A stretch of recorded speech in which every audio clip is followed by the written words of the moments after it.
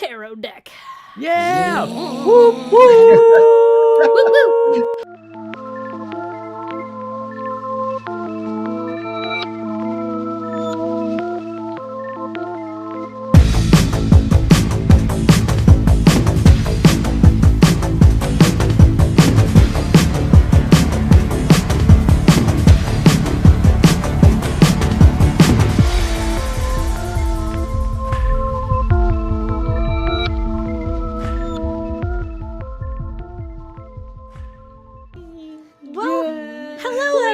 Hey. Welcome to the Pocket Dimension Live. Today we're going to be diving into Divination, the TTRPG. Oh my god, I'm sorry, my sound is coming through. I was like, wait, that's not me. My name is Fitz. I'm AK. I'm Evan. And I'm Matthew. Yeah. Hi, I'm Matthew. There can only be one Matthew, so that's not really his right. name, but That's right. Just like that's absolutely his name. Pocket Dimension Live, it's exactly like Highlander. There can only be one. That's right. There can only be one. My favorite tarot reader is here. Anne-Marie Pisano in the chat. Love Get her out. so much. You Yeah, have a she's- favorite? I do. Well, so I'm part of a coven. I don't know if we've talked about this. So myself and a few other intuitives come together and talk woo at least once a month with one another. And Anne-Marie, am I allowed to out the coven? I guess I am. I guess too late. You've done it. I am now. We just got Depends. an AK lore drop. The first They rule all of are Coven Club? Yeah. Is everybody knows about the coven. No. Yeah, Anne-Marie is one of my favorite humans and definitely my favorite tarot reader who I go to when I have big questions about big tarot things. Who else is here today, though? Let's see. We got Seth of All Trades. We got Cozy Cassie. We got Fire Drake McPhee and Amy Cox. Marie Pisano. Kai. Who else? Michelle is Dave. here. Oh, look, the other Matthew is here. Hello. What? No. From the car. What are you doing? Where are you, Maddie? Like, you don't have to give us Matthew. like specific coordinates. Yeah, safety first. Hopefully but Lindsay's driving. Yeah. Yeah, you please. never know. Or Penny. Maybe Penny's at the Penny wheel. programming. I feel like I'm going to learn a lot today, and not just about this fabulous new RPG, Divination RPG, but a lot about tarot, which I know very little about, a lot about just woo energy, which I don't know a lot about. So I'm excited to hear all about it. But first, let's meet Matthew. Yes. Can I get my little preamble about how we met? Dude. Please, Okay. please. All right. I just gave this to Fitz and AK, so you guys can act like I haven't said this before. Okay, It's great. brand new information. Brand new information. Years ago, in another lifetime for me, I was playing drums in a musical based on the Nutcracker, the Christmas Story, at the House Theater. A really cool theater company in Chicago, and Matthew was the music director and pianist for that show, and that's how we met. So we spent a lot of time on the stage playing really fun and funky Christmas music composed by Kevin. Wrote it all, right? Kevin O'Donnell, incredible drummer, composer. If you don't know him, look him up. And we did not at that time. This is in the like maybe early 2010s, late aughts, times. the before times, way before. And we did not know the depth of one another's nerd.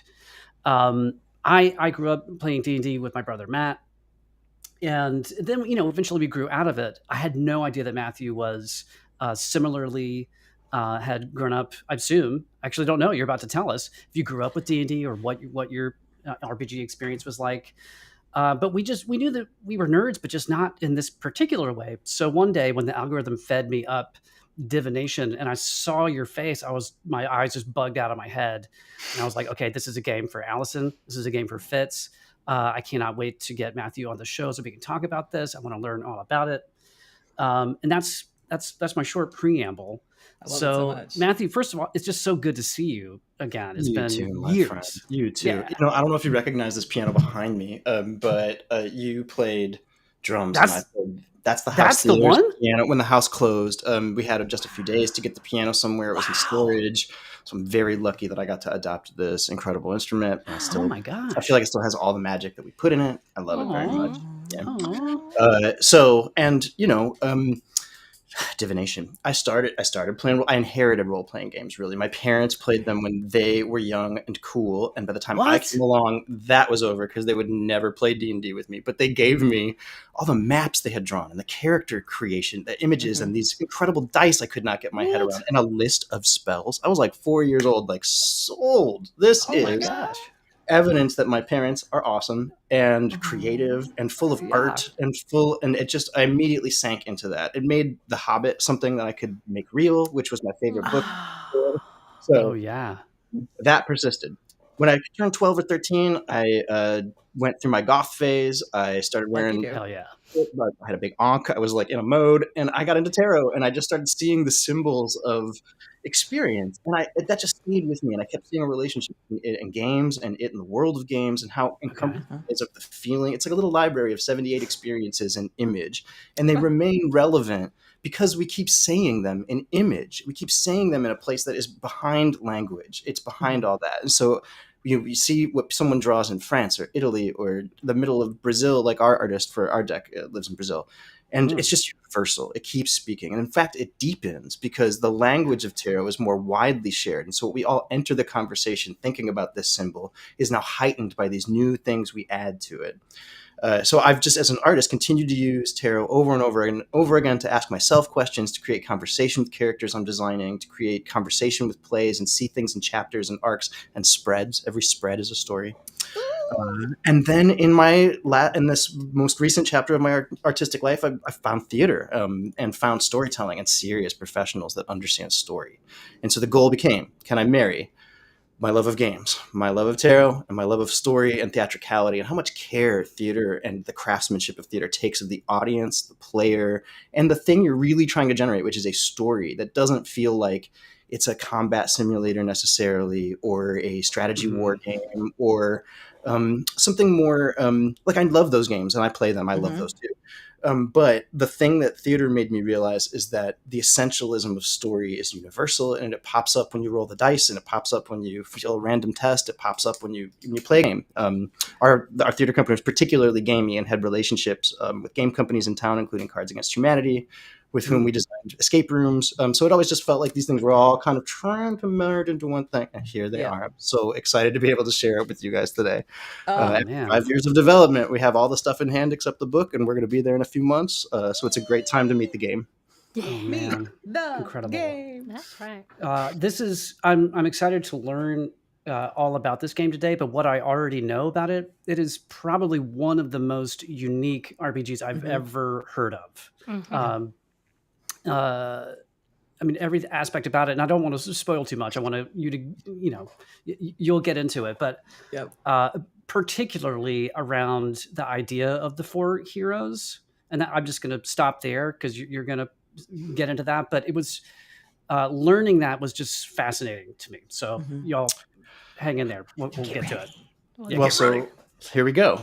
To play Divination, you will create one part of a hero's mind, an aspect with a capital A. That's what you play in this game. And together, as an aspect, you guide a single shared person, a hero, through a story. So you yourself are fully an individual as an aspect, and also fully that hero in your contribution to them and when you are directly speaking for them. And as we get through the game, it'll make sense when that takes place. The aspects are drawn from the greater arcana of the tarot, and the ones that you'll get to choose from in Divination generally are the Fool, the Magician, the High Priestess, the Empress, the Emperor, the Hierophant, the Hermit, the Hanged One. Today, we'll have everybody introduce their characters a little bit, and if you wouldn't mind, if you would read the agendas of your characters. They're found on the background side of your sheet. There's a play sheet that's all the stats and powers and things, and in the backside there's art, and there's things that we'll go through as we do shared character creation that'll generate all the stuff that's on this sheet, that is you, and all the stuff that is on the hero sheet, which is our hero that we create together. So, any questions before we start that? Just a comment. Great. Oh, yep. Jinx. Jinx, you owe me a Coke. I just want to go ahead and start seeding the call to action, which is to support Matthew in this amazing game. Pre-orders, as we mentioned, are now open on the website. I put it in the show description. It's divinationrpg.com, I believe. Thank you. That's right. And we will probably mention this a couple more times, but you can go get your paws on this really cool thing that we're so excited to get to preview. We have tarot decks. We have original tarot decks that I'm so excited to lead us The through. art Guys, is we got so much fun stunning. stuff. What I've So seen good. of it thus far is friggin' so good.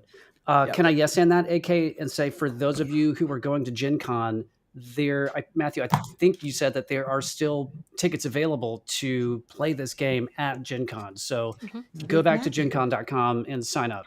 That's right. Yeah. If you're going to be there, come. And even if you don't get a game, come and hang out. We often have an open spot or a way to squeeze a fifth into a game. Or even you can just grab some cards or some info on what we're doing and we can shake hands and say hi. By the way, we have a woo-woo emote, and I love how much use it's already getting today. So good job, chat. Almost like it was like meant to be or something. And Fitzy's comment it just feels like the tarot version of Inside Out. Yes. I mean, while we're talking about influences, Inside Out is unmissable. But also, if you haven't played the seminal tabletop RPG, Bluebeard's Bride, which is a story, it's a playing of the myth of the Bluebeard myth, and is a pioneering shared hero game where four control a single hero through a very dark place. It is a place for very close friends who are willing to engage with what tabletop RPGs can do when they are committed to doing like serious stories in hard places. It's absolutely one of my favorite games of all time and highly recommend people check it out. Bluebeard's Bride. And it's many sub incarnations as well. Love this. So as we start, I've already said you're part of a hero, shares a hero's mind, but what you may want to even consider then is that you are part of our world. Divination takes place in the world that we all read tarot in, our world, the world we live in. I won't be specific about where our story takes place. We don't have to name the cities, but let's say it takes some place in modern America so that we all are working with the context we understand. Any part of it you like. But that means that you, a creature of thought, are drawn from the symbols, feelings, reactions, icons, images, art, expression of our time. You are made of anything that is thought. So as we go through this, we'll be using the tarot to help generate stories and answer questions and do anything that dice might do. But before we begin, is there anything else that we want to start before we go into magic story time? Let's go. Please don't block me from magic story time. Yeah. Love it. Let's meet who everyone is playing. Everyone is after a pattern, a big pattern of feeling and desire and motivation. So one at a time, if you don't mind, I'll just go through the list and call on you and ask you to tell everybody what aspect you're playing and read the agendas you have at the top of your sheet, so everybody knows kind of what you're after, what you're contributing to the hero's desires and motivations. AK, would you do that first? Of course I will. I have chosen. I already have the cards ready here. From my own tarot deck. This is not from Divination. One day I will have the Divination deck very soon, I hope too. I'm going to show them here as we go to. Yeah, so I'm playing the Magician, whose agendas are to achieve greatness, to change the world, to pursue those goals with swift and decisive action, to craft a plan and enact it, and to cultivate amazing abilities. I love it. Here's our magician from our deck, who is both the chemist and the chemistry in the act of creation themselves and whatever it is that they're aspiring towards. They have all the classic symbols of the magician, the infinity sign as glasses, all the tools on the table.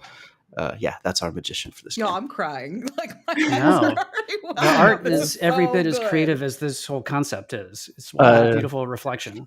The chemist and the chemistry is the coolest description I've heard yet. That's brilliant. Whew. The chemist and the chemistry. Yeah, that's poetic. That's so good. Fitz, will you tell us about your aspect? Sure will, and I'll just say that I had pre-shuffled at the top. I was gonna pull a tarot card every single day, and I hadn't done it yet, so I was gonna pull it at the top of the stream. Forgot to do it, but as I went to go pull out the Hermit so I can show everybody, because that is the card that aspect I'm playing. The card for the day was my second favorite major arcana, which is Death. So I'll unpack that later, but for now, I am playing the Hermit, and my agenda is to quest within and without for wisdom and enlightenment, to seek quiet and order, to better hear the voice in your heart, to remain independent at all costs, and to return to others with the wisdom you obtained in solitude. That's the hermit. Here's our hermit, Oh, who is a solitary figure solving a Rubik's Cube and throwing that back into the world through a tablet, and Oh wow, also silently in meditation within his own mind. That's our hermit. gorgeous. And Evan, will you tell us about your aspect? I wasn't prepared like AK and Fitz, so I don't have my D&D tarot deck here to share with you. But thank you, Aw. thank you. we had you. Oh man, thanks guys. The Fool, and agendas. Yes, Yes, please. to learn and to grow, to explore the world, to make new friends, to troll the haters. I would like to put this one at the top of the list, please. And to laugh and create joy. The Fool. Love it. Fool's the eternal student, whatever that may mean to you. Our fool is about to learn a hard lesson, stepping into a place they shouldn't step as they look backward to take a selfie. That's our fool. Amazing. So those are the three aspects, the three patterns, the three enormous archetypal pieces of architecture that you are. And in the beginning, you may not even know you're that, because in the beginning, you are an impulse, an image, a desire, a feeling, a color, a sensation, a sound. You are just the bare beginning of thought. We're going to tell the story of the creation of our hero in 4 stories. Each one of you will initiate one of those stories. And each time you do, you will enthrone yourself as one of the 4 thrones in this hero's mind. Now, there are only 3 of you, so we'll enthrone 3 of you. And if you don't feel, if we have one that everybody skips as we go, that's totally fine. If nobody feels like they can quite start it, I'll help get it started. And that'll stand in for a 4th throne. The 4 thrones of the aspects are what contribute their strengths and efforts to the hero's mind. The first quadrant that we'll talk about is the East, which is the throne of swords, which is the throne of the mind and the suit of air. A sword is a solution. It cuts through things to the heart of them, the way that air cuts through the world. It solves things. It is, however, the worst. It is the knowledge that it takes to solve things. And knowledge starts at the truth, and it ends at the end of knowledge, which is the death of the mind. It is the end. It is what we all know approaches us. So swords is a hard and painful set of images. It is the knowledge of life and death. So this first story, what I'm looking for, is a story about our hero's life wherein we encountered a deep and terrible fear. Something early in our life, in the first few years of our life, wherein something terrifying happened. And to give us some context for that, I'm going to draw a card from our lesser deck, which are all the cards in a typical playing card deck that would be numbered ace to 10 in the 4 suits. So there are 40 cards in my hand right here, suit and number. I'll choose one of those to give us a detail to help us think about this fear. Now, if it speaks to one of you, what this is, you will be the Throne of Swords. And that will make you a little better at the pursuits of the mind, at the ability to perceive what's happening around you, to develop plans, or to selectively hide or use your knowledge to get what you want. If that doesn't feel like your agenda, you may not want to start this story, but you'll still contribute to it freely once we get rolling, because all of you are speaking for the hero's life now. Okay? So here's our formative card for a deep and terrible fear. 2 of Wands. 2 of Wands is a symbol of goal making. It's about knowing that you want something and reaching for it and trying whether you make it or not. It's a symbol of gathering the energy you need to do something upcoming you know is hard.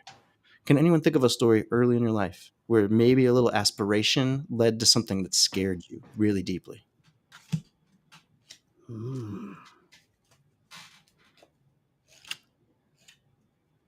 I think I have something. Go, Evan. And is this told from kind of the first person perspective? Yeah. Everything that all of you say here during hero creation, that is an established fact in your hero's life, offer. If you feel it in your heart. I love the there's a Power by the Apocalypse adage that is in Monster Hearts that I love. I love Monster Hearts too. Oh God, what a game. In Monster Hearts, the expression is say what honesty demands. And if you feel an impulse in your heart about that, it enriches the story. However, all of your reactions to it, the way you feel, the way it shaped your behavior, that's personal. And each of you can feel differently about those events. But any time during hero creation, if you feel compelled to say this event took place in the hero's life, offer it freely. Okay. At a young age, I aspired to be an artist, a painter, and went to school for this. And one day, it was a weekend, and school was early the next morning, and my father wanted to take me on a trip, take me away to see my grandmother. And I asked him,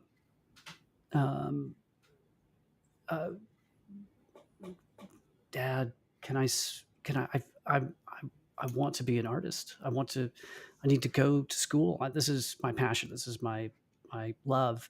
I don't want to be late in the morning. Can I just stay? Can I stay here? Can I stay with my friend?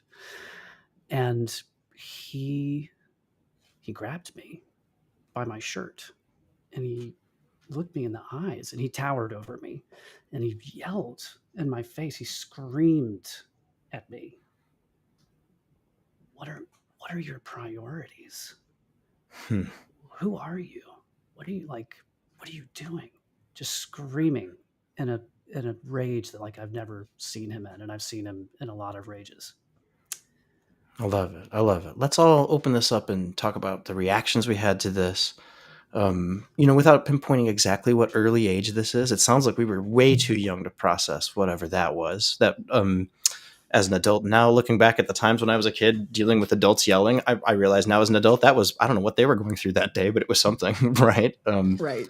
Yeah. How did this affect you guys? AK, how did that affect the magician? Did this start to completely light up your ambition? Did this start to interfere with it? How did that affect you? Yeah, I think that the magician is the type who, anytime someone tells her that you can't, watch me is kind of the watch me do it. I love to hear you say no, because it just lights a fire every single time.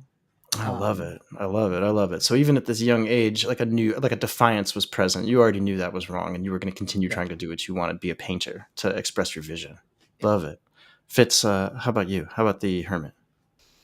I think, where the impulsivity comes in with the magician, there's a little bit more of a, the hermit likes to have time to cook. So maybe after this experience, it led this hero to retreat to their bedroom, retreat to their safe space, their own little castle within their kingdom, and to reflect on the situation, maybe not fully understand it. That understanding will come with time. But in the immediate aftermath, feeling the ambition from the magician, figuring out, well, okay, how do I process this? And what do I learn from this experience? And how is this going to shape me so that I can move forward in that without carrying too much of the weight of this interaction? I love it. Lastly, the fool. Like, what were you left with this? Were you as resolute in resistance as the magician, or more informed by the wisdom of this, or how did it shape you? I was left with a broken sense of trust and a deep desire to laugh at pain. I love it. Great. So this story has generated already a lot of rich content for what our hero is about and what they are triangulating on. And not only that, how they think about it in the form of each of your three responses. But Evan, you started this. That makes you the Throne of Swords. That makes you a little better at these three skills on the hero sheet. Yes, that's right. On the sword side, we have perception. This is the ability to see and discern in the world. Machination, your plan making and ability to execute. And discretion, your capacity to use your words to selectively hide or reveal knowledge to your advantage. The Throne of Swords is cerebral and figures out strategies. in doing so, you're a little better than everybody else at it. And in your I stat thought panel just on one better, side, period. just that. Well, now that you are already establishing and taking that place, let's see if it comes to pass. You'll get +1 in your sword stat. And there are a couple other optional min-maxy gifts that I think we can address at another time for you to look at some options. But for now, what you know is that you are better at all those things. You get +1 in your swords, and you learned something really fundamental to the hero. Swords is the suit of the mind. It's really about training yourself into a skill. So as a response to this, Evan, I want you to take a look at the hero sheet. You've got all 12 of those. I'm going to run through them really briefly so we understand the suits and those skills for a second, and then you'll choose one from any of those 12 to train on the hero sheet, and everyone will be a little better. Just to help you understand the mechanics of divination, anything on your aspect sheet is you, the driver, and your skill in driving. Anything on the hero sheet is an improvement to the car that all of you drive. And so when we have bonuses here, everyone gets them, and we have bonuses on your sheet, you alone get them. So in the suit of swords, which is the suit of the mind, perception, machination, and discretion are the skills. The next quadrant is the south, which is the suit of wands, fire, the well of energy inside you. And those skills are vitality, which is how athletic and full of strength and vigor you are. Force, which is your capacity to overwhelm the world socially in power or in might. And leadership, which is your ability to use the raw charisma, the warmth of your being to draw people to you and get them to help in your efforts. In the west is the quadrant of cups, which is the suit of feeling and desire. It's everything you want about the world and the place that you hold it in your heart and the way it makes you feel. The skills in the quadrant of cups are composure, which are about your ability to control that and hold it still under pressure. Expression, which is about using it to craft a message that resonates with people's hearts. And connection, which is about reading with intimacy the relationships of people around you.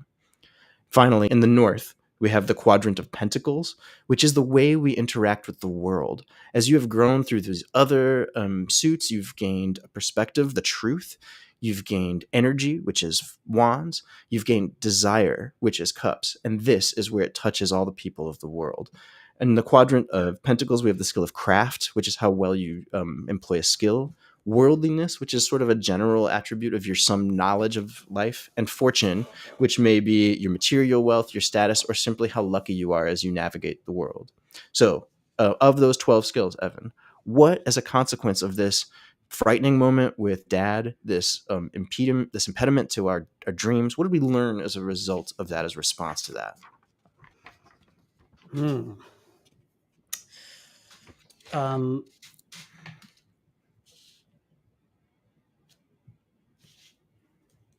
I want to say we learned vigilance and that perception, specifically learning how to read a room unconsciously and subconsciously at all times, looking for danger anywhere.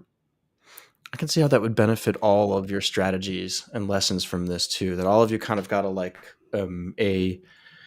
see what can happen, perceive, see next time I want to see this coming, next time I want to know what I'm going to get out of it, as a means of defending yourself against it in the future. So I've crossed off perception over here, and I'm going to write the Fool on the aspect line. That's you. You're the Throne of Swords. Love it. Next story is in part 2, our adolescent years. We're getting older. As we do, we're developing an identity. And in that time, you start to realize that you, parts of a mind, are not really alone. You can see each other's forces out there. You're not really together always working yet, but you're aware that sometimes it's you speaking for this hero, this outside space, living in that, navigating that. And the rest of the time, you are in a private space, an inside space. I understand everybody has filled out the background sides of your sheets. This is the side that helps you design what that private space inside the mind of your hero is like. And I want to just take a minute and hear everybody read a couple of those with the prompts so everybody can hear what the setup is, because they're going to teach us what the most important parts of your tarot card really are. Not to mention, this is one of my favorite parts of character creation, because you're doing the most tarot-y thing and making a new magician, a new fool, a new hermit, every day new people are making new decks, and they are so great. There are more beautiful decks at this moment than there have ever been ever, and everyone is possessed of this impulse to take these ancient symbols and keep pushing them forward into new shapes, and you're about to do the same thing. So, Evan, would you go first and pick your first two prompts on the Fool? The first is your nature. The next is your private space. Will you just read those to us and tell us a little bit more about what they say about you? Yeah. Your nature. As you grew, you heard so much laughter in the outside. There were many other kids like you, and everyone was laughing. In response, you became quite. The options are, I'll list them quickly: callous, funny, sweet, or nerdy. And clearly, nerdy.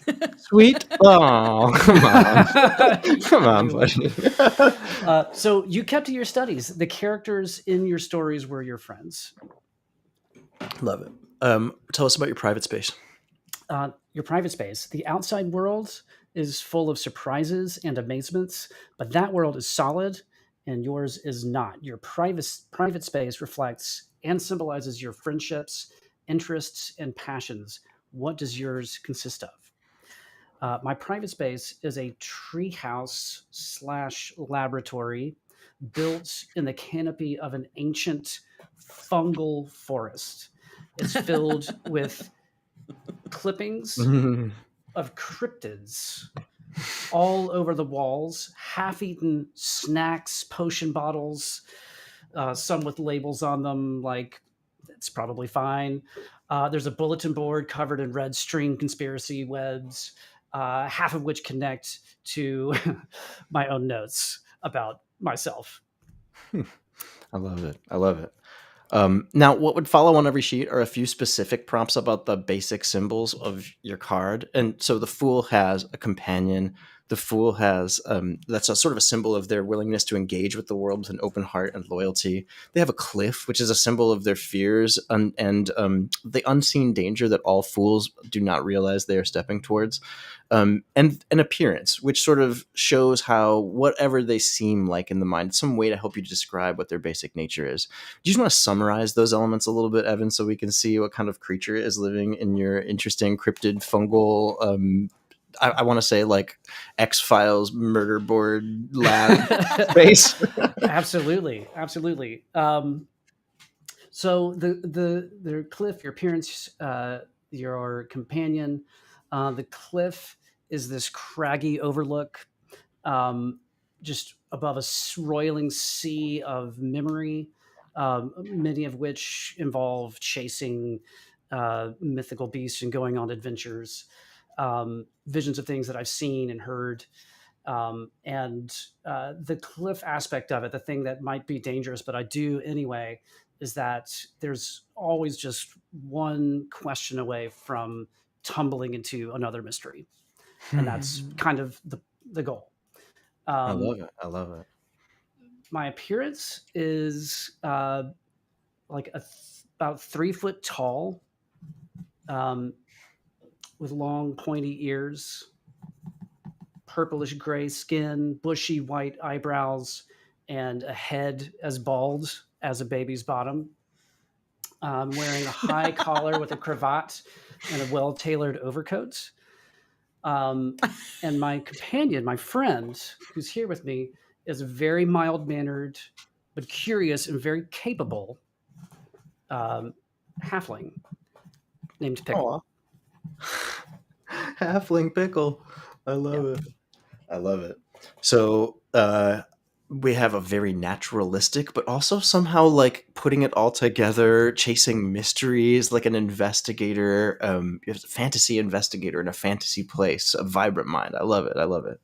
AK, will you tell us about your magician, starting with your nature and private space? Sure. So for nature, do you want me to tell you what the options No, you were? can summarize and keep it fast if you want to. Okay, cool. I went with vision. I feel that I feel the mad idea that I could shape the world with my actions and thoughts. My private space is, I imagine it as a spiraling tower carved into a floating mountain. Cool. Each level packed with blueprints, unfinished inventions, and half-formed brilliant ideas. The higher you go, the wilder the ideas get. And at the top is a locked door that not even I have opened. Frightening and Yeah. awesome. Cool. My table is a polished obsidian slab floating in a starry void. The 4 thrones glow at the corners, and when I activate it, the blueprints and spells rise like holograms, always shifting, always building. And there's always at least one incomplete one, kind of hovering just out of reach and waiting to be finished. Love it. My existential ambition is to become a symbol of possibility, proof that brilliance alone can shape reality. Love that. Every magician has one of these. Some goal so enormous and unobtainable it doesn't matter. And will you say it one more time so that everyone can know the way in which they will forever fail? I'm just an artist speaking right now. For the way they will know they'll fail in their heart forever. Would you say it one more time, please? It's true, though. To become a symbol of possibility, proof that brilliance alone can shape reality. Love it. That voice in my mind is horrible. Thank you for making this character. And my appearance is in my, it goes on to basically say, like, in the realm of your mind, right? So in the mind realm, I wear a sharp suit that shifts with my mood. Indigo when I'm calculating, gold when inspiration strikes, and black when I'm scheming, to name a few. I love it. So cool. What a great magician. Great. Fitz, will you tell us about your hermit? I sure can. So for my nature, I choose where do I go to be at peace, and I cheated because out of the 4 options, I chose 2 that are the same to me. Yes. So I could choose between the outdoors, your room, amid outsiders, and in the mind, and I picked my room, but my room is outside. My room is in nature. So my private space is a hollow, kind of like a Keebler elf, in a giant ancient tree. And the inside, very much like the tiny chef, is just full of comfy chairs, comfy cushions and blankets. I have warm flickering candles strategically placed all over. I have a wood-fired oven that currently and constantly is emitting the smell of cinnamon buns that are just about ready to come out of the oven. I love it. I love it. You know, we need all of the senses activated in this spape. I was watching the comedian Maziar Bahari this morning, who said, Americans love the smell of cinnamon. And I was like, we do. It's perfect. Yeah, it's perfect. That's cozy. It's peak cozy. Yeah, we need soft things to touch, to sit on. We need perfect temperature control. Obviously, the smell of cinnamon buns, things to be satisfying to the eye with the strategic lights. We're getting sensory up in here. I love it. So my cloak and my cowl, which is what every hermit needs. The cloak is my armor. It's my basic safety in all circumstances. And my cowl shades my face, hiding what I know from those who don't deserve it. So my cloak is literally this silk robe, which was my grandmother's. And my cowl is a heavy set of aviators and a wide brim hat. We're going mob wife aesthetic here, baby. Yeah, baby. I love it. And then for my lantern and my staff, my lantern is a symbol of my wisdom, and my staff is a symbol of my independence and self-reliance. This may be a weird quirk that I have, and I don't know that I've shared it with the world, but I do believe in the infinite possibilities of just a really good stick. If you're going to have a tool in your house, you just need a good stick. You know, things that you can get up high with, close cabinets, shut doors when the shinings come in, you know, someone's trying to break in. All you need is a good stick. Walk softly, anything you want. Totally. Exactly. So for my staff, I have a good stick. And then my lantern, I'm keeping a lantern. But what I want is for it to be made, instead of out of glass, it is made with like crystalline honeycomb. Yeah, baby. Yeah. And then my appearance, what I look like to the outside world, is just straight up a bear. I just look like a fluffy ass bear, y'all. Just straight up. I'm going straight up bear. No, of course I'm not wearing any pants unless I'm in my cloak and cowl. So like sometimes I might be the bear with the robe and the aviators and the You don't and the have to wear wide brim pants hat. with a cloak. But I don't. Yeah, obviously nothing underneath the Traditionally, robe. bears are depicted pantsless, so I feel like Right. it's just in keeping. That's We why just I have all asked. accepted. Vest is Yeah. enough. I exist in Vest the is world fine. without. No one wants to pants. see a bear with pants. That's right. Bow Nobody tie, no wants it. shirt. We're okay with that. That's We right. like that Yeah, one too. that's fine. Yeah, Love 100%.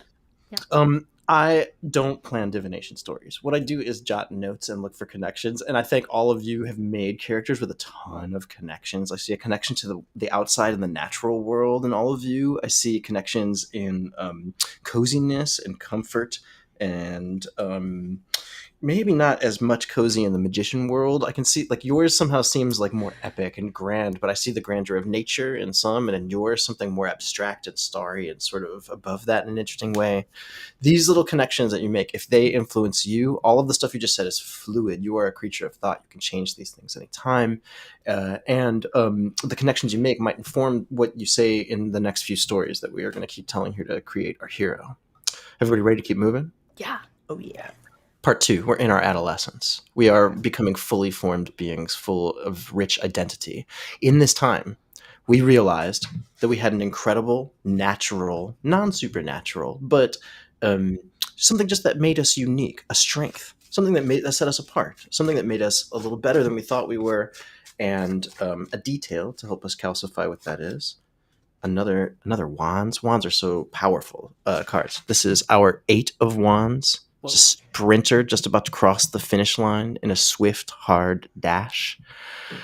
Evan, you can't start this story for us because you're the Throne of Swords. And AK and Fitz, one of you may, if you feel it in your heart, I want you to be the Throne of Wands if you start the story. But if you don't feel it, we can keep moving, and we can all just sort of help start telling this story together of what strength we found in this part of our life. So is there a strength we could discover that came in the form of swiftness, sureness, decisive action, a swift knowing how a powerful thing can take place and having the energy to do it?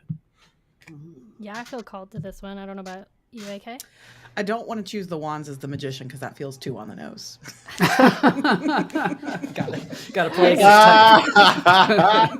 I see. Nice. I'm just being selfish, and I'm choosing my favorite Arcana card and my favorite suit. So, Cool. but Do I it. do also feel like I want to bounce off of what Evan had put down, as well as especially with the image that we're getting from the 8 of Wands card that you just shared as a prompt. I think as we're getting into adolescence, maybe teenage years, I think after having such a formative experience about the question being asked, what are your priorities, and some self-reflection and a little bit of ambition there, I think that this hero took it to heart, and maybe not in the way that the father had expected, and at this point has gone all in on trying to quietly, assertively work on their art, their painting, their artistic value, what they feel they can offer to this world. And I want to say that they, again, quietly, and with full ambition in their heart, researched and found a program, like a governor's school kind of situation, where they could try to pursue their art, maybe as like a junior and a senior in high school. They wanted to go to this governor's school and sent in a very strong application and, got that sprint over the finish line, like the 8 of Wands card had indicated from your sort of prompt there, that I love it. On Decisive, their own power, independent, yes, and crossing the finish line they want to cross. Mm-hmm. Can I ask you a question in ignorance? What is a governor's school? I'm dumb. I don't know what that is. Is that a North Carolina thing? Maybe that is a North Carolina. I think both North and South Carolina definitely have it, but it's like a program that you can apply and either apply or audition to, where if you have, I'm I can't speak to all the programs, but like I did it for bassoon, which is like you audition and then you can get in. And in North Carolina, there's a summer program that you can go to, but I think there's also governor schools that are like your later high school years. You can go for the year. I was too much of a coward to do a boarding school, so I did the summer program instead. But it's something that you can do that's like, like you don't pay to go. You just have to be of a certain state funded. Yeah. Love that. Is Governor State University? That must be that. I don't. This feels like something I should know.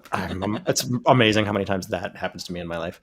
But what it matters is that you said the word quietly several times. You didn't tell Dad about this, did you? Okay. No. So this you was set maybe this something up. that was like between an art teacher and like not even telling friends, not even telling Dad. It was just Wow. under the radar. I love it. We have a very soft, it's not soft. This is actually the hardest rule of divination to impose, but I'm going to impose it because it's fun. It's called the hateful rule in my mind, even though we're not calling it that in the book. But it is, if you name an NPC that sounds important, you have to give them a proper name on the spot so I can write it down on a piece of paper and we can remember who they are. So who is this art teacher? That feels important to me, this person. Oh, okay. Who's okay, I'm gonna pull and give it the name of the one music teacher that I had that was the best, which was Mrs. Golden. I love it. Shout out to music teachers as my clan. Middle school music teachers deserve. Shout out to Jax. Hey. Y'all deserve all the love. So Mrs. Golden made and by the way, a teacher that will help you do something that your parents aren't going to find out about is a relic of a bygone era. Nowadays, I feel like the risk of doing something like that is really real and really personal. But there used to be the type of adult that would look out for a kid concerned about what was happening at home. I don't know. So let's talk about this. What's happening at home? AK Evan, what's happening in this chapter of your life and how do you feel about it? Is Dad involved? Are you still living there? What's going on? And how do you feel about this this goal and how you've striven for it and how you've attained it? What are your thoughts and feelings? Yeah. Go, AK, go. No, you go. I'm still thinking. Okay. It's a think off. I think off. Dad has moved away. Dad left our family behind. And in that wake, there's a sense of both sadness and relief. And and now this newfound freedom to pursue any endeavors needed and desired. I love it. But it also is something you did quietly. Right. Why? If you had one person you can trust and it wasn't mom, wasn't sibling, we haven't talked about any of those people yet. They may exist, they may not. What do you think, AK? Say that question again. Well, I'm really thinking about how you still did this kind of in private, or you still did this with someone that wasn't family. Whether or not, Dad's gone, that seems like maybe it would, just on the surface, it might seem like that removes the impediment to seeking help within your family for something like this. But it doesn't sound like that's the way we did it. So what's keeping us so independent? What's keeping us away from that? Is mom too busy? Do we have lots of siblings? Are we the youngest and no one's paying attention? What feels right to you? I think, that kind of building their own castle, choosing to just melt into the walls, go into the mind palace, kind of a thing, and just want for nothing, ask for nothing, need nothing. So that way, hopefully no attention falls and we can kind of keep to ourselves, our studies, our creations. I'm just going to ask this of everybody, but it sounds like the kind of lesson you learn, not just after one time your arm is shaken and you're yelled at irrationally, but after such a series of them that you make a conscious decision that you operate solo. Does that feel right? Or is that right for a percentage of you? That feels like right for all of you. Yeah. So great. 100%. Yes. And so, sad, yes, and. What is it about Mrs. Golden? What is it about her though? What is it about her characteristics and this connection? Why did that trust happen? Is it just because it's over art? Or is it more than that? These are the divination questions. Yeah. No, and they can be different for each of you based on what you feel as your hermit, your fool. Like the way it makes you feel can be different from anyone else too. Yeah. I mean, from the hermit perspective, I'm going to look at it as like, everybody I feel like has that one teacher when you're young that just like sees you, but has the wisdom of someone who maybe walked the path before you. So we're going to say that like in terms of like the hermit, it's almost as if that art teacher was holding a lantern out for a path that she could see this hero walking down, a potential. A wisdom from a former life, or maybe former students that had similar qualities and characteristics. So Mrs. Golden just held a light for our Well, as we learn about her, maybe we'll see what helped motivate that special awareness on her part too. Let's just name the one thing too. Did she see that we were really a good painter? Or is that, are we actually really pretty good in our class and we can sort of tell? I mean, is it, we made this program that we must have a certain amount of talent. Is it, do we consider ourselves good at it? Like, and you can all have different opinions on this. Yeah. Yeah. I mean, for a kid. Qualified, yes. Great. I love it. Right. Qualified, yes. Perfect. So, this enthrones the Throne of Wands, Fitz. You, the Throne of Wands, like the Throne of Swords, is another suit of heavy learning. After this, we stop marking skills as trained on the hero sheet, but you get one more of those 12 as well from anywhere. Okay. Now, in the moving slower, taking our time, filling things out as we go version of Divination, there are a couple min-maxy options that let a few more things get checked on the page and let you take some minuses in your suit stats to have a few more options. But for expediency today, would you pick one more of these 12 skills and check it as trained? Yeah, I want to pick one that aligns with the win that our hero has had. So let's see. I'm trying to look for one that works well for like, having an artistic sort of... I mean, does craft work with that? I would say that that's a real focus on the technique of painting and maybe even applying. That's great too. And I say yes. Also, great. Expression is maybe what you might want if you were like, I make moody things that work under certain circumstances. And I just want to make sure that my feelings are conveyed, and craft is of less importance to me.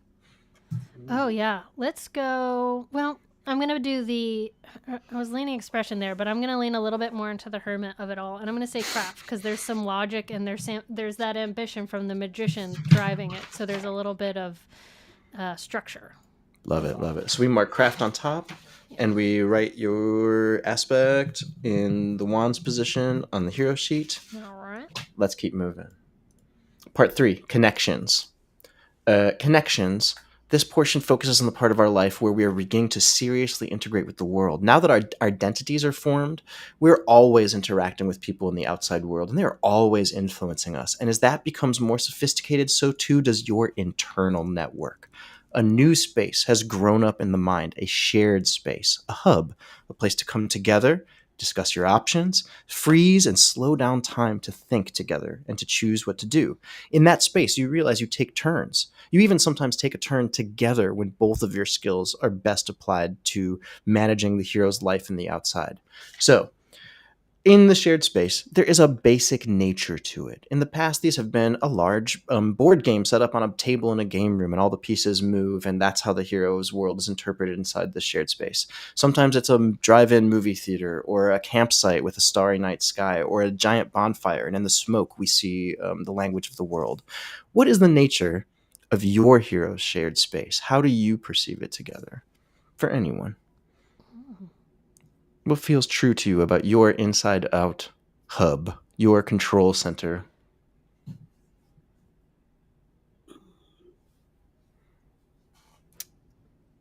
I think mine is slightly more open concept than you would expect. In a game where you're all playing creatures of the mind, totally welcome. One of my favorite aspects of all time was a Hierophant that always felt like missing a step. That was what his aspect was. It was just like, I'm not like, I think it was a Hierophant, just missing the last step and feeling, like that feeling. So what is this general feeling of where you might all meet as aspects? Yeah, it's like those big, they were huge in like the early aughts, the types of offices that, like you didn't have like a set desk, and like every, even the C-suite was, kind of like out in the open without doors to close type of a thing. A panopticon. Yes. A hermit's nightmare. Yeah. Let's yes and that, because we also had some nature themes with our own personal spaces. So why don't we say that it's like built on a meadow? So it's an open concept space, and maybe there's a forest around it, but like instead of carpet or those like carpet tiles, it's just grass. And instead of beanbag chairs, we have like vine hammocks. So it's still that nightmarish open concept, but it's a cozy open concept. It's a cozy open concept. I'm into it. As a trio, you're 2 forests and a mountain too, right? Yeah. Like I can't kick the thought that there's like a person we're building who is painting little happy trees just one by one. Like, oh my god, we're making Bob Ross. We are Bob Ross. We're Bob Ross. Voltron. We're like We've done it. Voltron. We've done it. I think we all knew that Fluffy Bob clouds. Ross needed a team, but you can't be that cool unless you're a group effort. I love it. Oh my god, yes. We're building Bob So Ross. your shared space was surrounded by many happy trees, but yes, also mountain and space and like a sort of open workspace. I love it because you're also about hard work. You actually are about focused on your goals too. That's not absent at all too. Yeah. There's a way that you can tell who is actively in control of the hero at any time. An emblem of control. It might be a place you stand or a thing you hold or a sound that plays while you're the one. What is it here that denotes who is in control of the hero at any time? This is going to What's sound special? wild, unless you guys have another idea. But since we're kind of mapping like nature meets weird early 2000s office culture, my thought is like Obviously. that there is kind of Monty Python style, the noun for something completely different. There's like one of those desks in the direct center, and like a little banker's visor that you put on, and like one of those things that goes ka-tick-ting, ka-tick-ting. I love it. I love Million out of it. 10 You have like a notes. machine. I love it. Yeah. And you have a way of seeing. You have a way of seeing what the world is. Where do you and how do you interpret that? Is it on the screens of the computers in your office? Is there a giant something? Do you see it in the sky? Do you see it in nature? How do you perceive the world? It's through a ViewMaster. Pull the ViewMaster out of the desk drawer, and you hold it up, and it's as clear as. I love it. I love it. Paint And no matter different who's holding camera it, all views. of you always can see it. You all have ViewMasters. Anytime you want to see the world, that is how you look. Cool. Right. That's our collective space. Our third story is similar because what we want is a story about a person that became family. They could be a person that is family and really showed themselves to be there for you in this part of your life, this post-adolescent part of your life, anytime you want. Or they can be a person that you discovered and that you found it with. And at the start of our story, perhaps even they're likely to be a ride or die that might go with you on a potentially supernatural adventure. The type of person that you just want to have at your side. So, AK, you're the only one who hasn't started a story. You really get a choice. If you want to be the Throne of Cups and kick this off and make that NPC, the reward is not a check on the sheet, but you craft who that NPC is with me and you pick their specialness to the story. And then if you don't want that, just so you know, the gifts of being the Throne of Pentacles are that you choose the vocation for the hero, truly an extra, like what they find themselves doing professionally and where they are in the world and their starting age. So if you don't pick those things, we'll figure out those things all together. It sounds like you want to be Throne of Cups though, yeah? Oh yeah. I'm going to Great. follow I Fitz's love it. lead and take my personal favorite suit. I tarot. love it. I'm a Cups myself. Well, and I think for this too, I think that, through the earlier kind of stories the magician was perceiving and telling was about kind of building this spiraling solo tower, right? And as we move past adolescence, beginning to realize that brilliance without connection is hollow. And so they were probably trained, they were probably taught to not trust, not need, not rely on anyone but themselves. And I think that there probably is some character coming in that the magician for the first time feels love for, not forced love like a parental or a sibling, but like an actual coziness with. They can I hadn't like Aw. really fully drawn it yet as a detail, but here you're saying it while it's happening. You can see this like ethereal water spirit splashing, letting themselves fall, letting them fall in love, letting themselves fall in love. It's the appearance of that as desire. So who is this? Is it a new person? Who is it? I think that it's a fellow student in whatever the space that the magician occupies that really challenges. In fact, like maybe at first they weren't friends, maybe not fully enemies, but it was just like both fighting for head of the class, and like No one likes enemies and competitors to falling in love story. That's never been popular ever. Like I don't feel like that happens. No one turns into that. That's it's one of those though for sure where like I love it. But they ultimately realize like they make each other better. They need each other. They need this other person is able to kind of see the holes in one another's schemes and tales and creations and stuff like that. Is it a romantic love? Is it friendship? What is it? Is it kinship? I don't think it is. I think it's I think it's a soul connection for sure, but not necessarily romantic. Love it. And the name I'm hearing is Adelaide for some reason. Ooh, Adelaide. Beautiful name. That's a sick one. Yeah. Addie. Do we call her Addie? Is it that situation? Oh, maybe not. I'm a Matthew, so I mean, I'm sympathetic to the no. Yeah, I think that maybe the magician has some other kind of like nickname for them, but maybe and lets other people call them Addie, but not. Oh, that's the magician doesn't. I love. Yeah, that. The contrarian. I love that. We just have too much respect for their craft. That's how they sign their work, or whatever. The fool has no respect. Definitely calls. Definitely calls. Nicknames. Yeah. Love it. How does the fool feel about Adelaide? The fool once upon a time decided that laughter and making people laugh was a way to like keep a little safe distance, make sure that you keep the space you need. Is this a person you let in? Is this a person that the laughter has a different effect with, or is this a person that you're even uncomfortable with this relationship progressing with? Wow, that's interesting. Yeah, the laughter can be a kind of armor. And I think, like Allison was saying, there's something disarming about this person that they saw through that pretty quickly. And a lot of the dumb jokes aren't that funny. But in a way, and that one might interpret that as being that it have some kind of negative connotation, but I think the fool sees that as, they feel seen, like they're seeing through this facade, and they see the real me. The jokes don't work and the fool feels seen. That's really beautiful. There's something really kind of cool about that. I like that a lot. Fitz, how do you feel about Adelaide?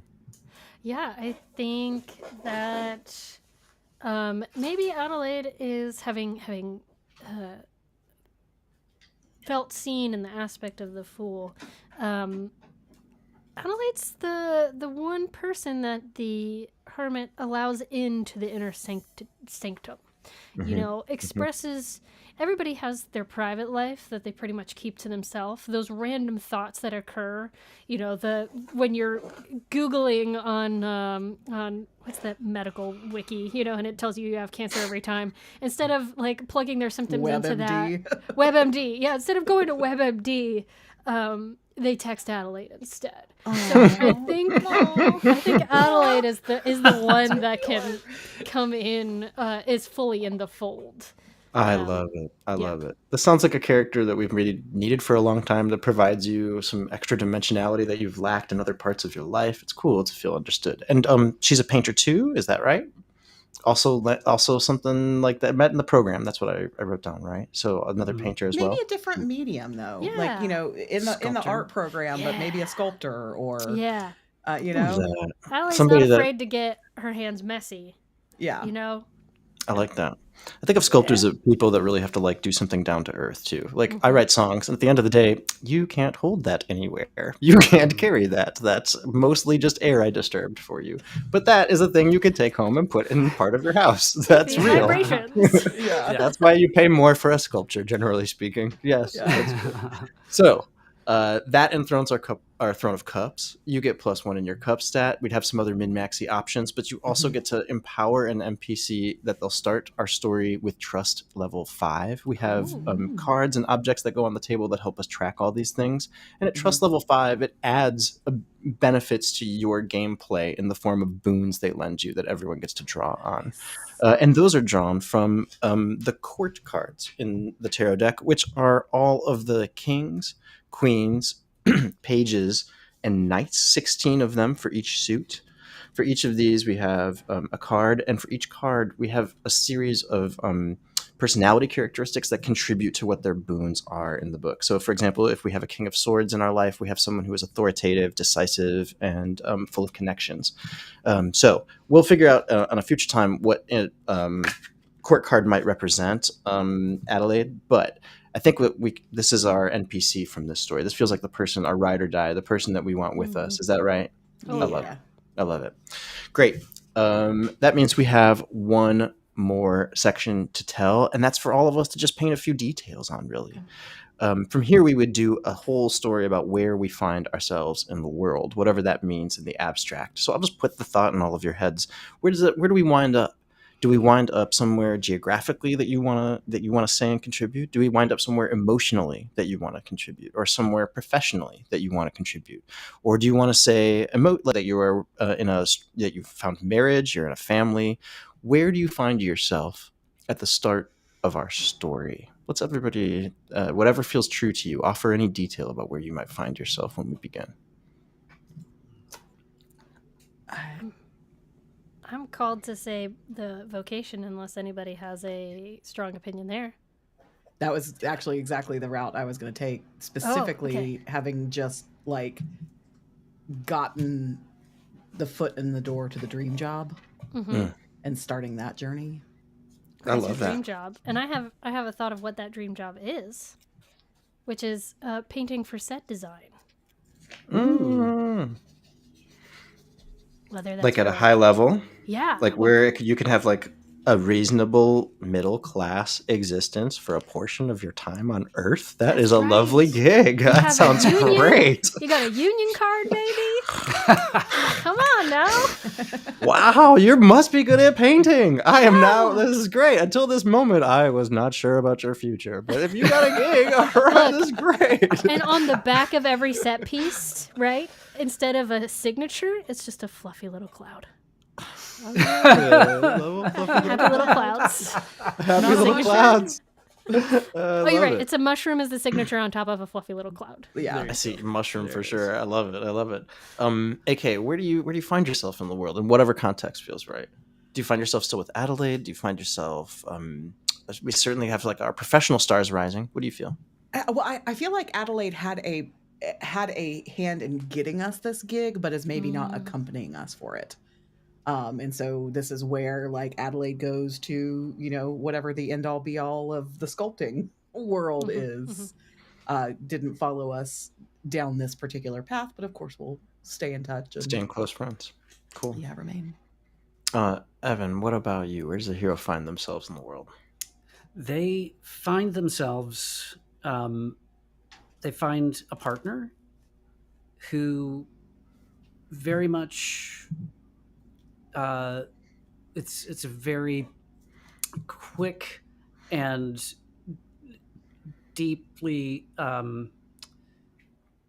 don't want to say explosive, but like a very volatile beginning, very passionate beginning, because when you grow up and you're a certain shape, right? You're shaped by your parents and the way you grow up, and that is your form. And so you unconsciously seek someone who's going to fit that form, right? They're going to fit right there, and that is not always a good thing. So there's lots of aspects of this person that remind us of our father, but it's a healing journey.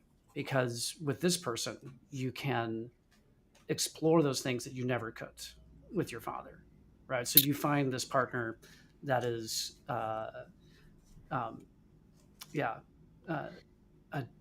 who is willing to grow with you and understand. They are the same shape, so they understand. What's their name, Evan? Their name is Lucy. Lucy.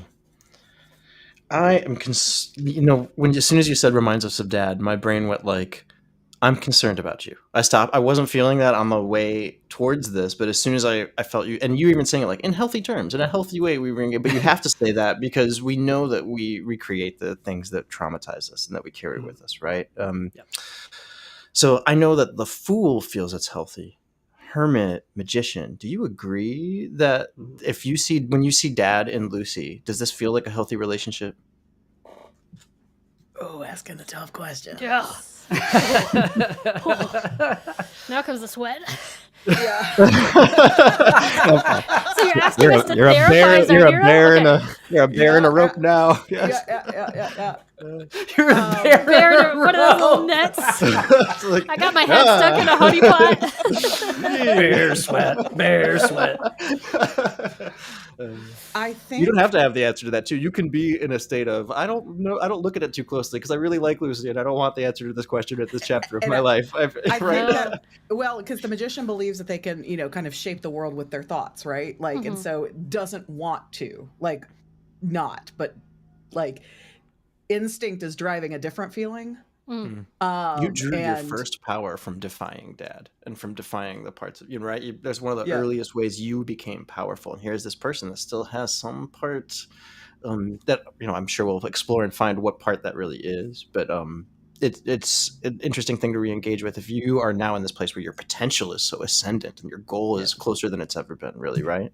Yeah.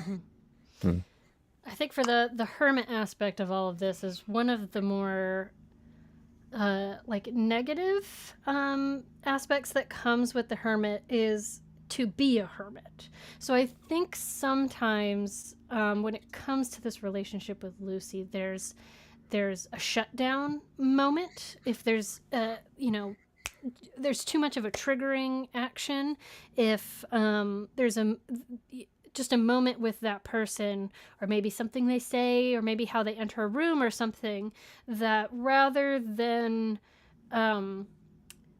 communicating and bringing Lucy into the lantern light and moving forward together, there is an impulse, like the relationship with the father, to internalize and to go into that mind palace and to try to logic through it rather than to take more of like, to use the lover's card as an example, to grab that person's hand and walk through it together. So it comes when they're in that area of the tarot cards, they're working together and and the relationship is happy and healthy.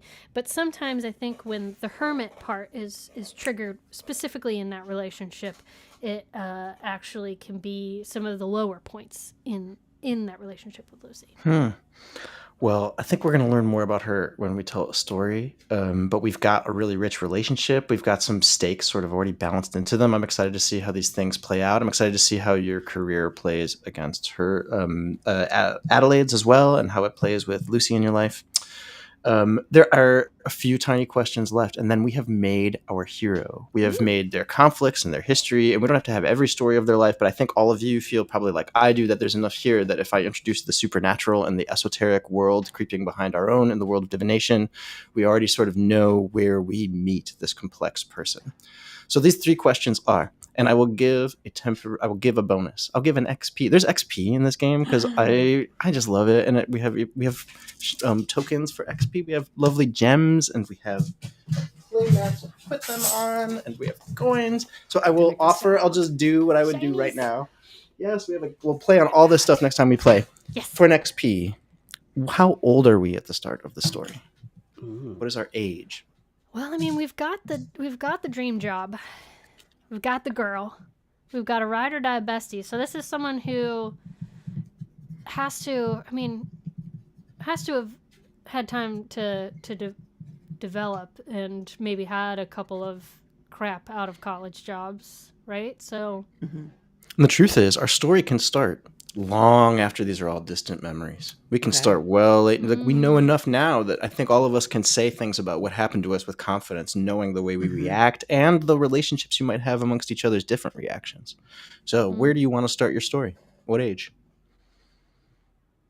that could be kind of a cool, like, not in the distant future. I'm not saying old, but I am saying more like, because with what Fitz you were just saying, I was thinking like late 20s, early 30s, probably. But I'm wondering if maybe this is like 10, 15 years past that. Yeah. I'm thinking like later 30s or mid 40s. Yeah, maybe 43, Mid-40s. 45, somewhere in there. 43. Great. That I hear is going to next be a really question. great age. I'm saying 43 is working out great for me. I got a few more months left. I will join you there next week. So this is the perfect age to have landed on. I'm just glad we didn't conclude on something old like 43. I felt it coming. What we're saying is this person has just eclipsed into feeling best. good about themselves. They're hitting Great. their stride. I'll take it. Yes. Yeah. Yes. Matthew, Matt's favorite story to tell of me is the first time that he was sitting next to me, the first time someone considerably younger than I called me middle-aged and literally watched me have a mental breakdown.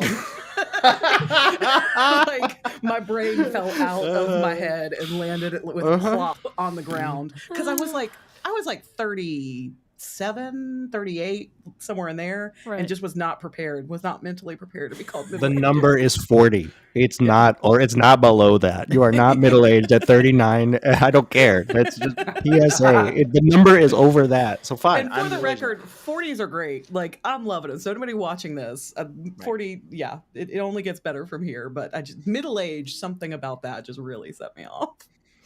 Yep. Yes. Well, I grew up with what my parents thought about it, which was like your 40th birthday was black balloons and a black cake, and you're over the hill and welcome to death and thanks. That was great to grow up with. I love seeing that. That's called, folks. That's called generational trauma. That's right.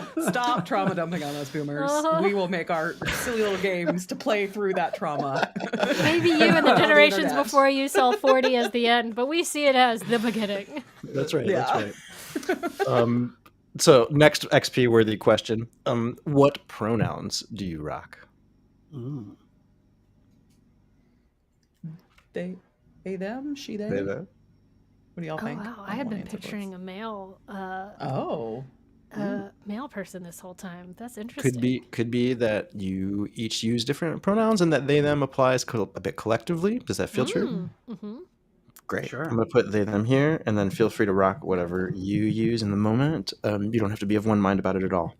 Last XP to award. What is your name? Oh yeah. Bob Ross Jr. And scene. Thank you so much for coming to the Pocket Dimension Live, everybody. Bye, everybody. Oh my god. Finding out that the dad is Bob Ross Sr.? It's like when people learn that Bing He's Crosby not like was he a looks horror on show. public He's such a access. dick. He's a private asshole. He's not. So maybe it's Bob Ross the Third, because Bob Ross is actually No, genuinely no. dangerous. Can't do Bob that to Ross, Bob Ross must fans. canonically have been a secret dick. I feel like that's so hard to do to reality. Don't we need something to I hang know. on to? I know. I need to hang on to Bob Ross. Mr. Rogers and Bob Ross. If Bob We Ross need is to bad, hold there's them. nothing to go on with. Yeah. How about this? How about we're Bob Ross the Third and we go by Trip? Trip. I love Trip. it. Trip. Because Trip he's the a painter. triple. I love it. I love it. We've made a complex and interesting person. Thank my you. jaw hurts. That's Divination Hero Creation. I hope you had a great time making this person my with God. me. I love Trip. What an interesting and complex character. I can't wait to throw the weirdness at them. Oh, I love this so much. This is Can like we?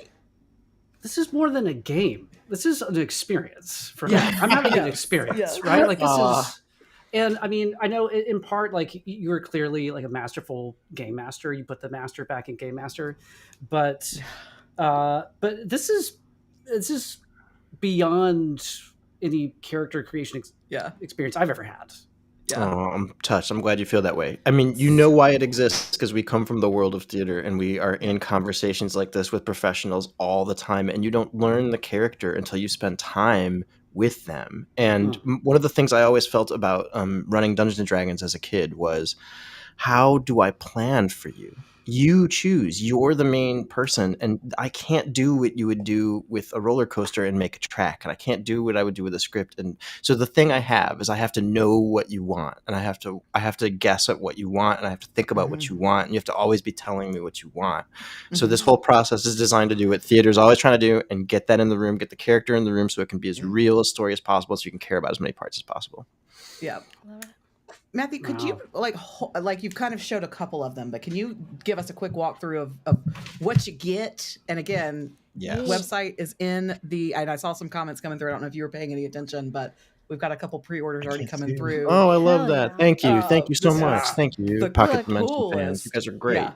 And this was just the character creation part. Yeah, this was fun. This yet. would have been fun as a game. This feels very Fiasco, like just this alone. Thanks. This wasn't even the game. This was just the character love that. creation. It was Fully so much fun. satisfying. Yeah. Right. That's an honor If to you be had just compared to put it that. here. Oh, Yeah. Kevin. Thanks. Okay, so we've been saying for a long time Daggerheart is the TTRPG for theater kids. I think you may have topped Daggerheart as the game for theater kids. I retweet. Wow. So Jay Kevin had Thank a you, great Kevin. take on the name, which was Bob Ross's cousin, Rob Boss. Rob Boss. Rob Boss. Right. Jay Kevin, you are on fire today. You are. Hey, man. I love it. Show us what's in the box. Listen, this started as such a low ambition project. I really wanted to make a 100-page RPG that could be system agnostic, and what you would do is take any RWS deck, a Rider-Waite-Smith deck, which is sort of the archetypal tarot deck, into your game and play it with that aesthetic. But as we kept creating, Pause here, hold on. I want to call out that you said Rider-Waite-Smith. Thank you for including Smith in that because she gets dropped all the time and the artist deserves the credit. Continue. Can we talk about Pixie for a second? Because Pixie is an artist after my own heart who painted for theater, who painted posters for theater, who wrote children's literature, who was not an esoteric but got drafted into the world of esoterics to paint the lesser deck was her massive contribution. But she painted all the cards that we're all imitating all the time. And I believe they are salient because she didn't come at it as a pure esoteric. I mean, she found that in that community of people, but she came as what I believe. I don't want to ascribe queerness to a person 100 years ago, but she died living with her best friend in a shack together. You know what I mean? She was one of me, no matter how she described herself. So, as a point of veneration, the world of divination, the esoteric world that we've put together, supposes that magic had dried up by about her time, but that she had a vision of it, turned it into the cards, and kickstarted the rebirth of the art, as we call it in this world, as an homage to her, that it's not magic, it's art.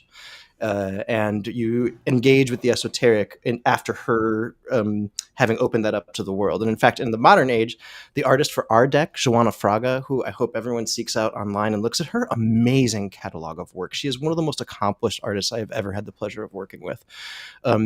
That she is a modern Pixie in the world of our game who has created this new deck that is expanding the world of the esoteric and what it contains. So we tried to make this an homage to Pixie herself because of how much she was left out of the story of tarot. In my opinion, she is the story of tarot, that people continuing to paint it and continuing to interpret it do so because she hit the thing that is a storytelling and the story of yourself. That's the story that is hard to put a finger on. She finds a way to tell. She found a way to tell that and to make it really last. She put Shakespeare references in those cards. She put actresses and plays that she loved in those cards. Everything about her feels to me so in the spirit of tarot, which is stories and theater and the unknown, the questions. So we have a deck. Our deck is, I'm proud to say, really color oriented, designed to teach you the tarot. It's got coding for the wands. This is our 6 of wands, which is about being a triumphant champion. You can see this is a person in a bit of a prison where everyone's taking his picture. They're modern interpretations that help us live in the world of tarot that the stories are told in, but still surreal enough to help us know that they're feelings and thoughts and emotions. And I have a feeling I'm about to have a new favorite tarot deck.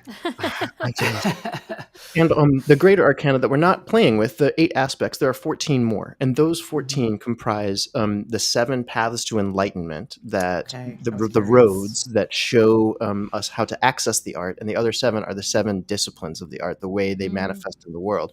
So here we have temperance, someone using the art of transmutation to feed this plant in the sewer with the water that they're turning their scarf into. Urban druid, I love it. And we have strength here, symbolizing the road of strength, where all beings of all size are part of the same thing. And we have here our favorite. Love her. Yeah, baby.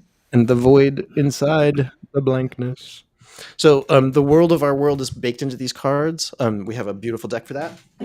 We have this playmat that helps with the mechanics of the game. And like I say, our aspiration for the game was to make something that could do what we just did and be just as narrative and just as improv-y, but then lead you to mechanically sound role-playing systems with tests. And so we have some mechanical objects on this side that help us. I can't really hold this up and show you well, but there's a number line over here. And places for the thrones. And we have coins that represent our various game pieces. We have Satisfying Those sound. sound substantial. Like those. Yeah. they just are sound- wonderful emblems of control, so you can see who is in control of the hero and when it is up for Grab. grabs. Wow. This amazing Ouija-themed planchette to help us track how things work in the game. Love that. And then just a whole series of it's a very tactile table game. The book is the last part in development, and it'll be done in a few months. We're line editing that and doing the last bit of our play testing. But we have all of our decks, our play mats, we have stickers, we have all sorts of great promotional stuff. We have t-shirts, we got all kinds of things.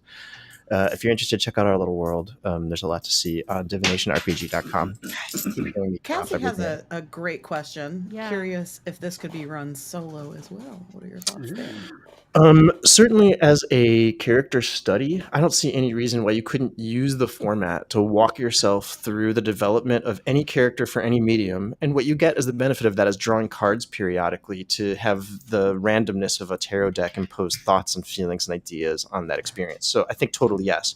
One of our community members, just a vibrant, lovely community member that went so far as to translate some of our stuff into Spanish, just a great dude, ran it for his wife and developed a one-on-one edition where one player controls all the aspects of the mind and one player is the storyteller. So we've done some sort of reduced contracts like that, but I think some elements would be more useful solo than others. Character creation in particular, I think you could make use of solo.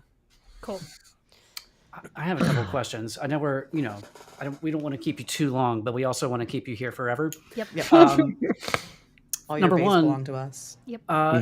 When you're working with the artist on these beautiful, beautiful cards, how much of a conversation was that? Did you have a vision in your mind for each of these, or did you say, "Here's the card, you know the reference, go buck wild"? What was that process like? Our artist had previous tarot making experience for an HBO show in Brazil, so she had already made tarot-like things. She'd already had a bit of language, and she's just an accomplished surrealist painter in her own right. Truly a fine artist. Clearly. And I just happened to come in just with 90s era tarot knowledge. I just in that little 90s era. So specific. at the time people were wearing black again for lots of reasons, and it was just I would just come in early.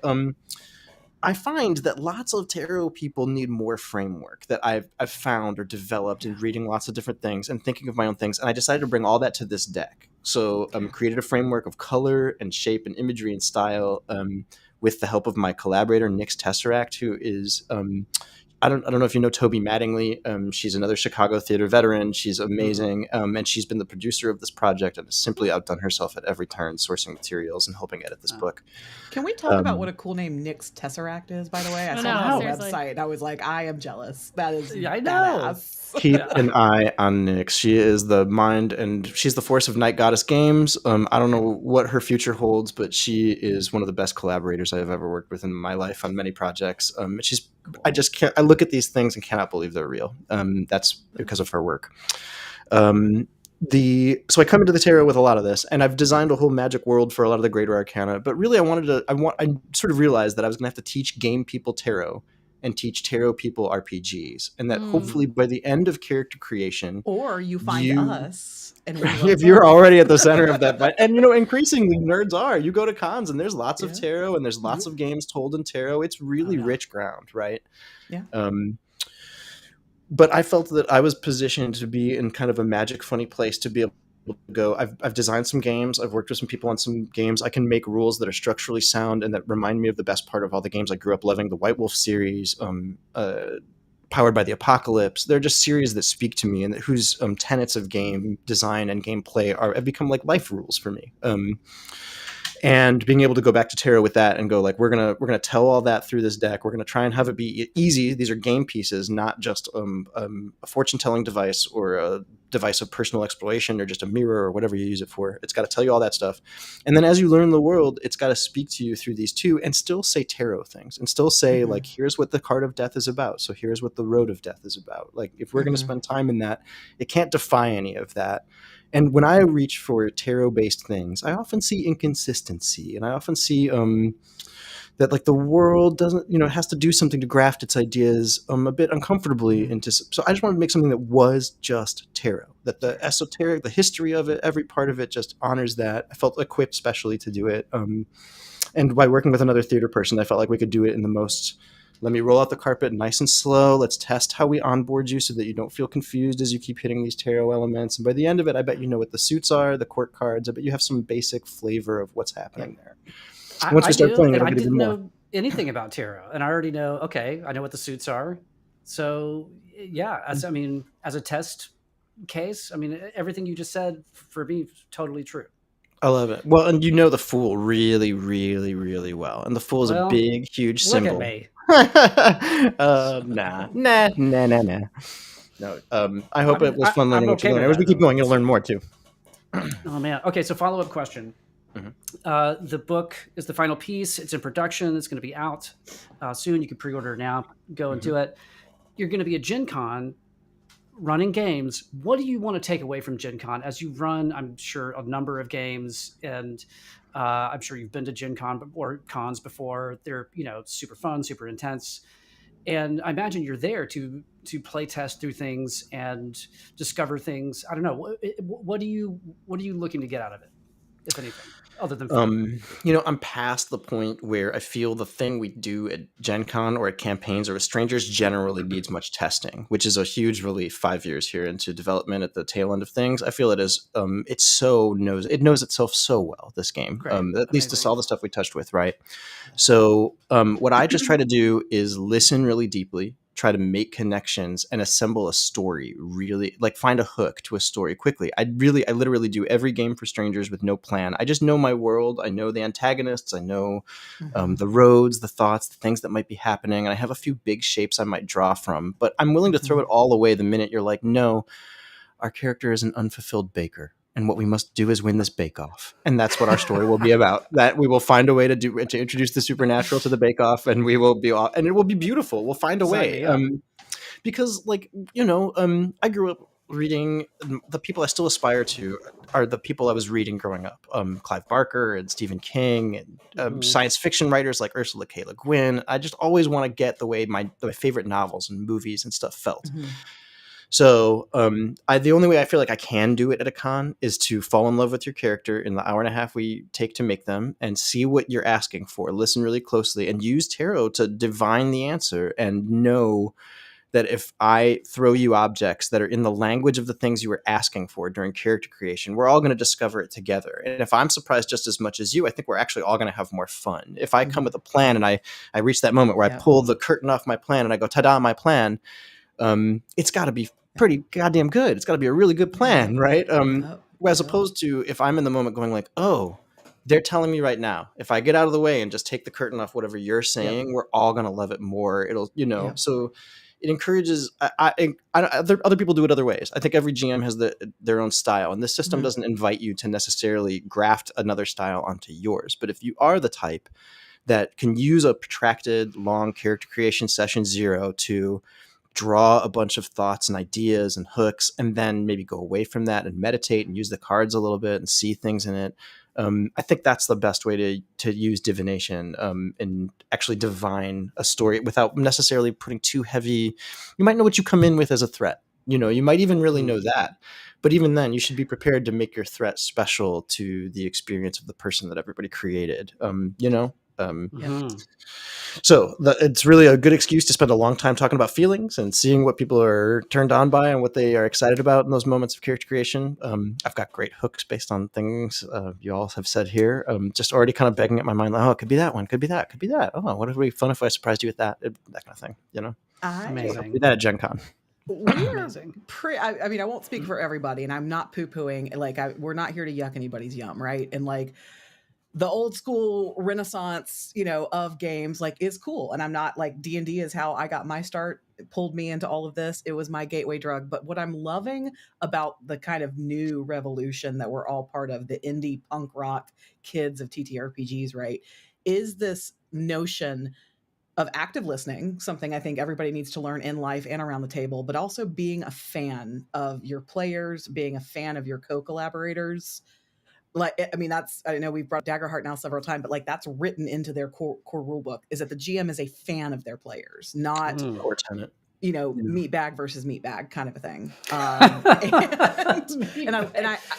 One of the best sessions that's for my OnlyFans channel. Right, exactly. One of the best sessions that I personally have GM'd lately, I literally had a conversation with myself right before the session started of like, okay, Allison, you can do this. Like, but encouraging me to not come in with a bunch of preconceived structures and notions of how the game was going to play out, but to just listen to my little chaos gremlins and let them lead. And the ideas that they brought were so unhinged, so much fun. It made me wonder why I've spent the past several years pre-planning everything and hours and hours of writing when like everything you need to play is just in the minds of those you get lucky enough to play with. GMing is really hard.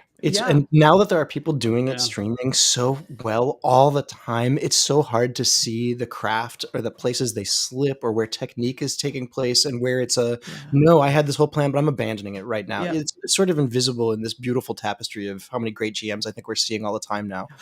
Everybody no yuck and yums. It's really hard to do in all settings. What I think that I eventually came to accept is that a story isn't a plot. A story isn't an antagonist. It's not a conclusion. It's not a scene. It's a character. And by letting go of that and going, I'll still get time to think about how I want to respond to this character, but I can't know every beat until you know what's going to drive on it, So making a character-driven RPG like that just sort of puts me in that situation. Now, my collaborator Nyx plans. She is a planner. She puts down she writes down like, this is where this may go. I want to make sure the mystery is really sound. And then she endeavors to craft a mystery that almost any type of person can go through. But I think even then she still is willing to let it break and be flexible. And definitely. I love it. I love what Divination is clearly facilitating with this. Just, we're going to be fans of each other. We're going to sit around a table together and just see what comes out. Oh, thanks. I'm so grateful y'all made so much time and brought so much of your spirit to it. It can be hard too as you're like doing these questions that connect into big questions that you're not quite prepared for. I appreciate all of your spirit and doing that so readily and quickly and so honestly and full of your heart. Nope. We are thanking you. We accept no thanks from you. We are giving the thanks. So, dude, this is such. Thank you sincerely. Thank you so much for sharing this experience with us. We are, I think it's safe to say, we are all very thirsty and hungry for this game to come out. And would love to play it again with you. In fact, I think Vince and I will get a chance at Gen Con. So. Yay! That's awesome. All right, so divinationrpg.com for the goods. Where else can we follow, love on you, Matthew? We're on all the social medias, Divination RPG. Please check out the website. Please check out the pre-orders. Find us on the platforms, like, subscribe, and ultimately those things may lead you to our Discord, where you can download tons of free game materials and get all the character sheets and the player's guide and the diviner's guide that we give away for free. They're the best way to take a look at how to play the game. And there's a lot of podcasts out there. We did one with the Crit Show, and there's some others that have done stuff with us. So if you're looking for other gameplay examples, give us a Google and take a look at the other places I've been uncomfortably on screen saying once upon a time and leading people through a story. They're out there. There's a few. There's some peak pandemic ones. Oh, the good old days. I think you're on the mute. days from gaming. It was the wheat was high during pandemic for gaming. I ran there was a little period I did Campaign-a-Palooza to play test the first round of powers for all the aspects, and that was running 3 campaigns, Monday, Wednesday, Fridays from 20 like over 3 months or something. It was a blast. It was the people you see on the screen in the formation we are in have the pandemic to thank, because that is how our party came together. I love it. 100%. I had never played a single second of a TTRPG until April of 2020. Never one? Oh, one of us. One of us. I Never. love it. I love it. So, That's I- wonderful. Oh man. Oh Yeah. my Well, goodness. Well, Well, thank you. Thanks to all of thank our you so friends who much. tuned in Thanks. and have also now become fans of Divination RPG. Mhm. Yeah. Y'all know where to find us every Friday right here, 12:30 ET, 11:30 CT. And yeah, Matthew, we can't wait to have you back and dive even further into this. Great. Can't wait. Yay! Thanks, guys. Thanks, everybody. We'll see y'all soon. Bye.